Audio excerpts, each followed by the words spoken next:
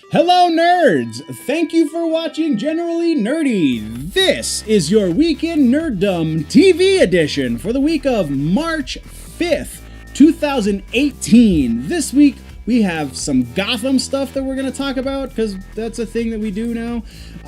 We're talking The Magicians, we're talking Westworld, we're talking XFiles. So much stuff is going on! Quiet on the set, rolling.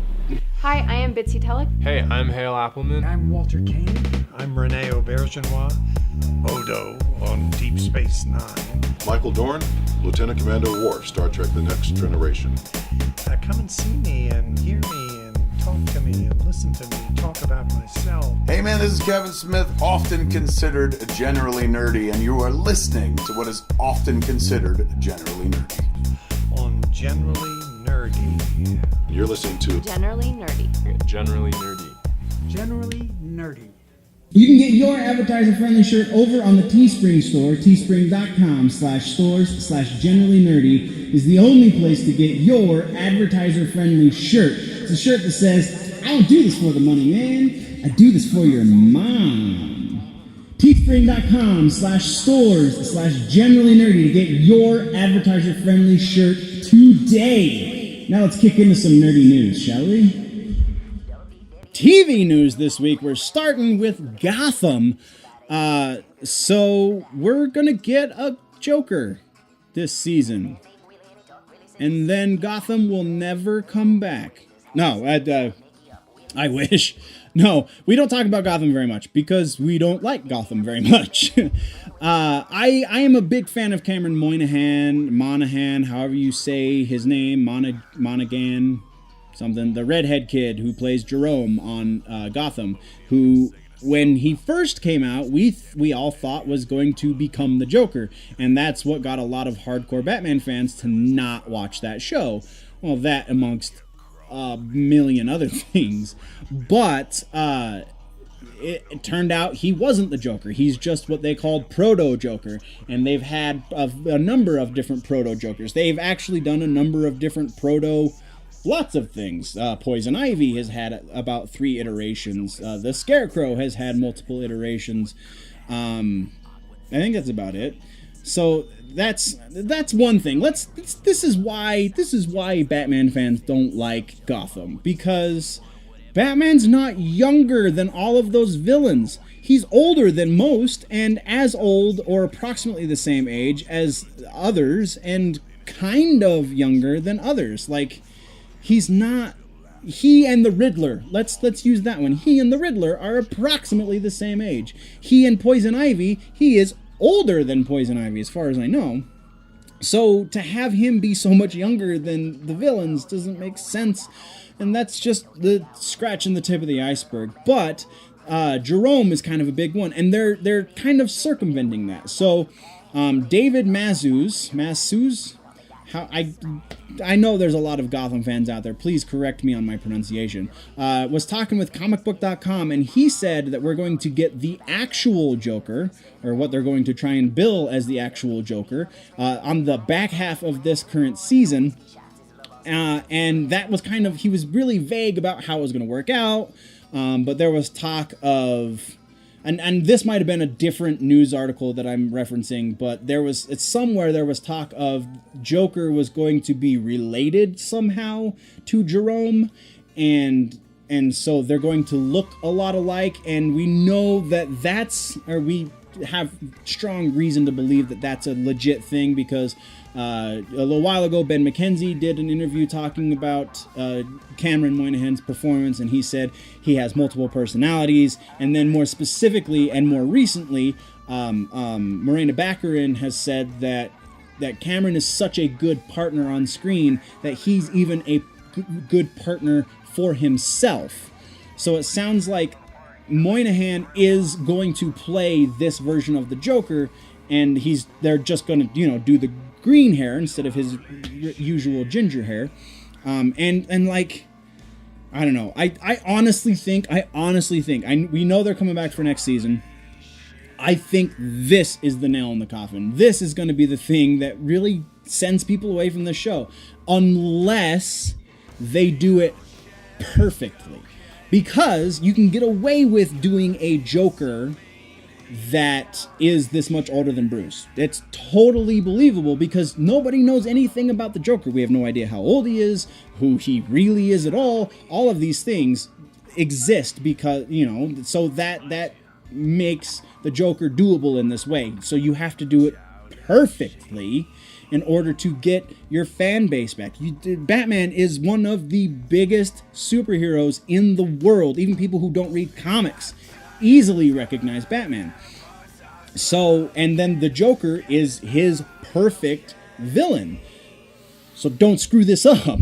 And then you can play the whole, well, this version of Poison Ivy encouraged Pamela Isley to become Poison Ivy. So that you can play that, although I'm pretty sure the newest version of Poison Ivy's name actually is Pamela Isley, so who knows?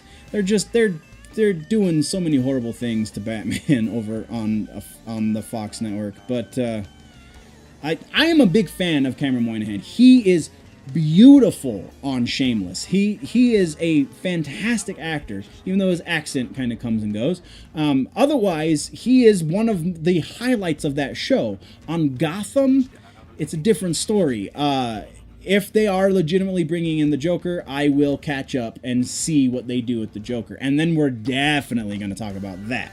But we're moving on down the road. We're talking about the CW, and kind of more specifically, we're talking about Constantine. So CW, the CW has, and it's because of Constantine that I found this out. CW has an app/website where you can stream a bunch of their shows for free. It's called CW Seed, and it's their streaming. There's their streaming app. They, as of March 24th. They will start streaming the new Constantine animated series. But right now, they're streaming the live-action Constantine series for free. This app is free, as far as I know, and it's going to stay free, which likely means there's going to be advertising in it. But isn't a commercial or two every episode worth a free application so you can get your shows? I feel like CW is paving the way for how that should be done. Not like CBS for their streaming app.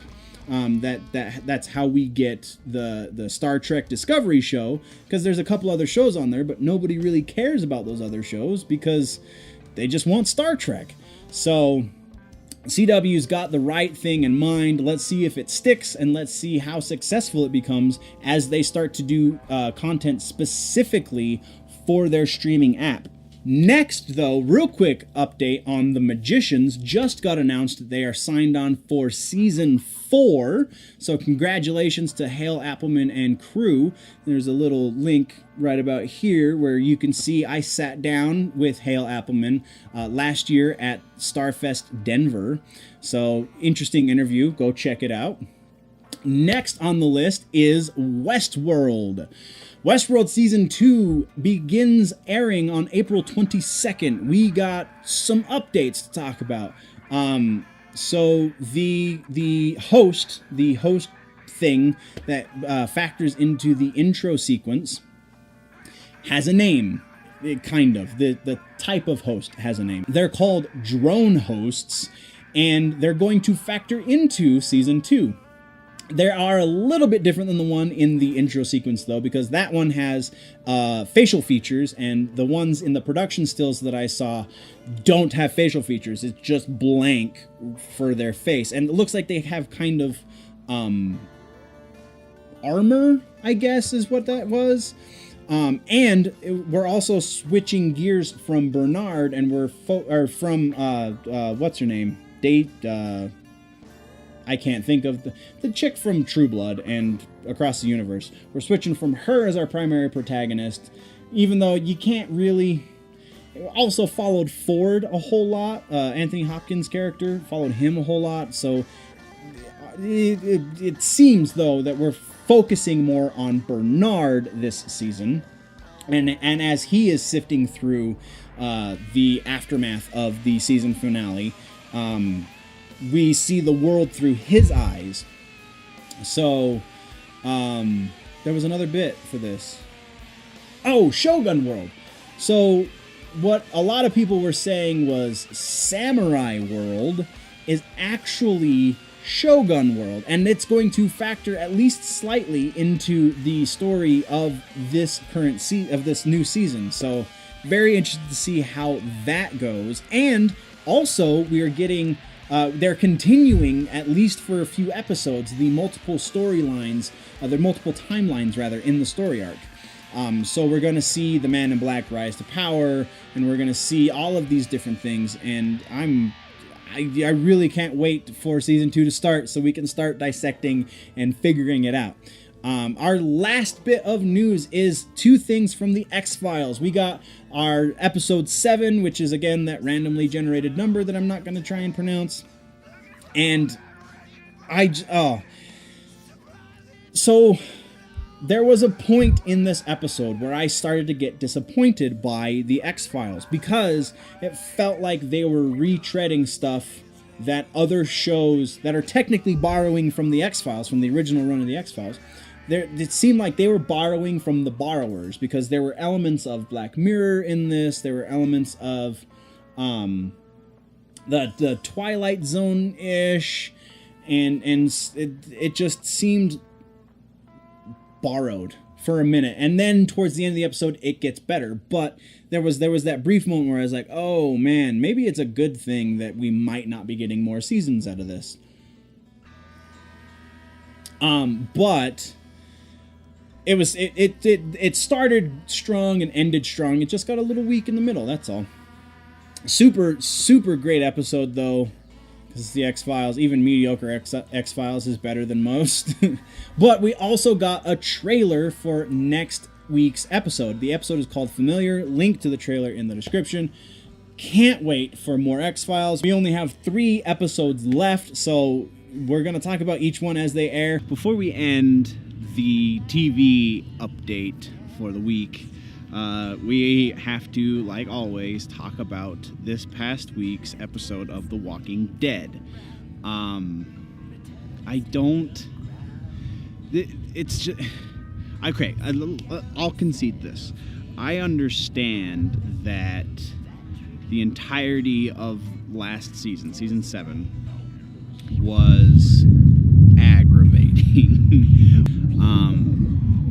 So many people are complaining that they're not getting what they want out of the show because Rick lost his edge and Negan was just so powerful, and they're not moving forward with the story as of when we first met Negan. Actually, we've been talking about the Saviors for will have been about 2.5-3 seasons by the end of season 8. But it's necessary. It's a storytelling device. By making us hate Negan so much, it's making the finalization of that story arc so much more cathartic that it... Again, I totally agree. They shouldn't have spent a season on this, but now it seems that the Walking Dead TV show has the opposite problem that the Walking Dead comic book has, in that the comic book is way too fast and the show, on occasion, is way too slow. So specifically on this episode that we just got on Sunday while I was filming this proper, we're starting to see through the parts of Negan that we hate. They're showing us that he's a person too. They're showing us that, yes, he's the villain of this story from our perspective, because we're following Rick and company, but from his perspective, he's the hero. He is legitimately helping people, and to a degree, he's not wrong. So, and then the effect that the death of Carl has, even on Negan, is profound in this story. So, I feel like what they did with episode 9, they stepped it up, even without the actually witnessing the death in this episode. They stepped up the empathy in this episode into 10, because just like even Negan, like that's the biggest thing, is even Negan has a soul and a conscience. His sense of morality is different than what we're expecting. His sense of morality is not the same as we think it should be, but it is there. And he honestly feels like he's doing good by the world in doing the things that he does. If you are one of those that feels like Season 7 killed it for you, or even Season 6. Season 6 was a little slow as well. Season 7 just dragged through the mud because they had to deconstruct Rick in order to keep him growing as a character. And now we're seeing that growth is about to happen all at once, because Carl's death is going to be that effective, I feel like. I don't know that for certain because I don't write the dang show, but there's no other way that this can end up and still be good, I feel like. But yeah, that's all we're going to talk about right now for Walking Dead. I'm going to get you back over to the proper ending of this episode, and thank you for watching. And that is where we're going to end this week's episode. Oh yeah. I almost forgot. We have a contest going so that you can win one of these t-shirts. We're giving away 2 of the t-shirts, and if you check the description below, then you can see all of the contest rules and how you can enter. There are multiple ways to enter, and you can enter multiple times, so you can potentially win one of these. Really awesome. I'm really excited about this partnership with the guys over at Punishshirt. Punishshirt.com is the website, and they have more than just my stuff, I promise. They have some really funny stuff over there.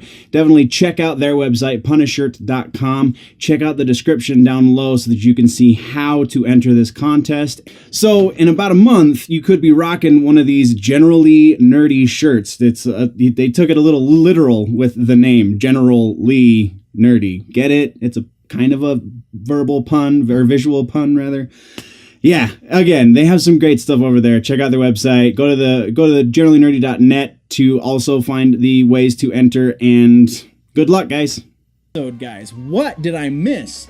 What should we talk about next week? Let me know in the comments down below. If, though, you want to go deeper into the conversation, jump over to the website, generallynerdy.net. You can find all of the freebies, all the social medias, and the store links are all over on the website, generallynerdy.net. There's also the Patreon, patreon.com/generallynerdy, where you can directly support this channel. You can jump on for just $1 a month.